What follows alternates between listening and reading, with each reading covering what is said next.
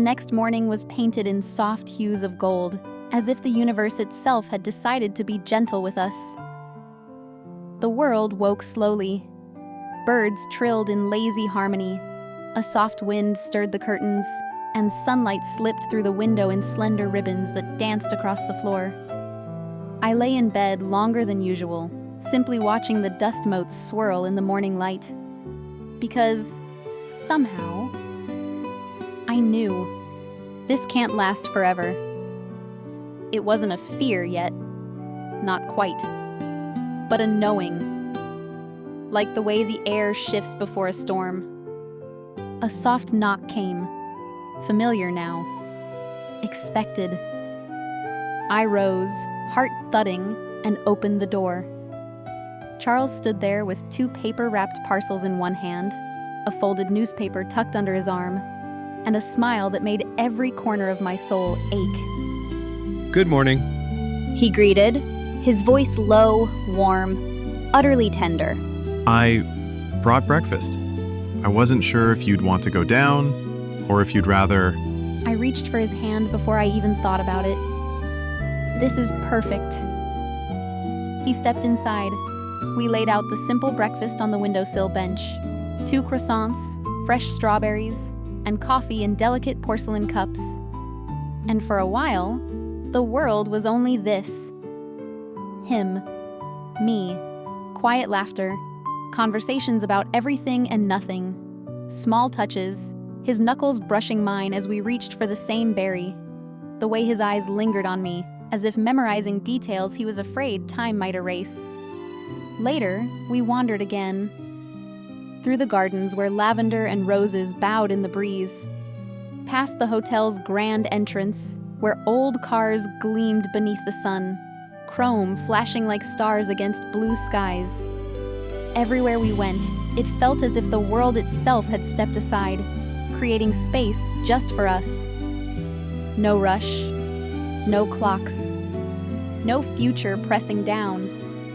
Just this illusion, a beautiful, fragile illusion, that we existed outside the rules. At one point, we found ourselves on the pier, watching the boats come in. A couple strolled by, an elderly man and woman. His hand rested at the small of her back in a gesture that spoke of decades together. She leaned her head against his shoulder, and they shared a look that said, "I still choose you, every day." Something in my chest ached. Charles must have felt it too, because his fingers laced through mine more firmly. Do you ever think He asked softly. that some people are meant for each other? No matter when or where. I turned to him, my throat tight. Yes, I do. He smiled, but there was something in it now. A shadow. As if beneath the joy, we both sensed it. The clock neither of us could see was still ticking. We spent the afternoon lying in the grass behind the hotel, just far enough from the patio that no one noticed us. A shaded place near the trees, where birds flitted through branches and the sunlight filtered through like a shifting kaleidoscope. I rested my head on Charles's shoulder. His fingers lazily traced patterns along my arm. Circles, lines, half-formed letters that vanished as quickly as they were written. We didn't speak for a long time. We didn't have to. But beneath the warmth, beneath the contentment, something inside me had begun to shift. A low, steady ache that had nothing to do with pain and everything to do with knowing this couldn't last forever. At one point, I rolled onto my side, propping myself up on my elbow to look at him. He had closed his eyes, the corners of his mouth curled into the kind of smile people wear when they feel completely safe, at peace. "Charles," I said softly. His eyes opened at once, alert, present, focused only on me. Yes. I hesitated. "Tell him. Now while you can." But the words wouldn't come. Not because I didn't want to say them, but because saying them would make everything real, final, fragile. So instead, I asked, if you could know how something ends, would you still want to begin it? He looked at me for a long moment. Yes. He said without hesitation. Even if it hurts? His voice was quieter now. Especially then. I turned my face away, hiding the tears that slipped down my cheek. I felt him sit up, gently brushing the hair from my face. What aren't you telling me? He whispered. I closed my eyes. I want to stay, I whispered. More than anything. He took my hand, held it to his chest. I don't know where you came from, He said. or what it cost to find your way here, but I do know this.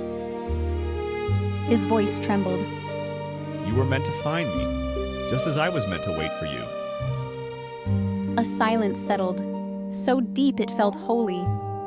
Then softly he asked, Do you believe love can stretch across time? I nodded. Yes, I believe it's the only thing that can. The shadows were growing longer. A golden light filtered through the trees, casting the day into its final glowing act. I leaned into him, heart heavy with joy and sorrow knotted into one. Because I knew, somewhere beneath all this beauty, time was catching up to me. That night, the sky was darker than before. The stars had returned, but they no longer sparkled in innocence. They pulsed instead, like distant hearts beating in time with mine. Slower, heavier, as if they too sensed the shift. We returned to the lounge just before the final set. Charles took his place at the piano, but I knew something had changed in the air between us. Not love, that had only deepened, but behind every glance, every smile, was a shared awareness neither of us voiced. We were running out of time. He played for me.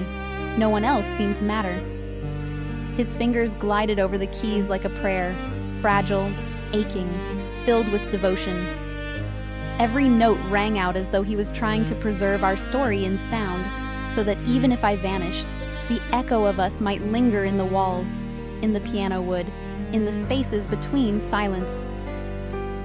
I sat in the front corner of the lounge, still in the same green dress I'd worn the day we met. I wore it not for fashion, but for memory, for continuity, for the illusion of permanence. My hands trembled in my lap. Each passing moment felt like a step closer to the edge of something I couldn't name.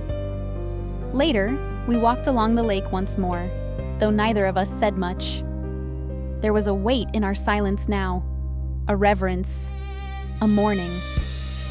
I keep thinking Charles said finally. that maybe we were given this time as a gift. I nodded slowly.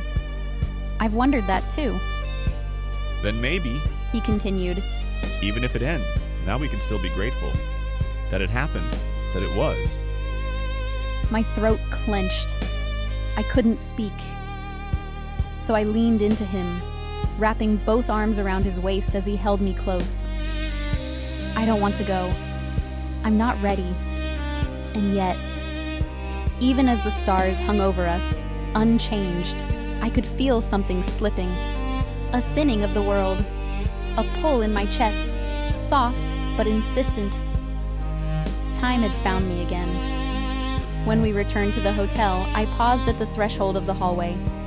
Something was wrong. The light flickered. Only for a second, but I saw it. The golden bulbs in the chandelier dimmed like a faltering heartbeat. My breath caught. Are you all right? Charles asked. I turned to him, nodding too quickly. Yes, just tired. But my heart knew. Something was unraveling. The spell that held me here, whatever force had let me cross time, was weakening. And soon, it would break.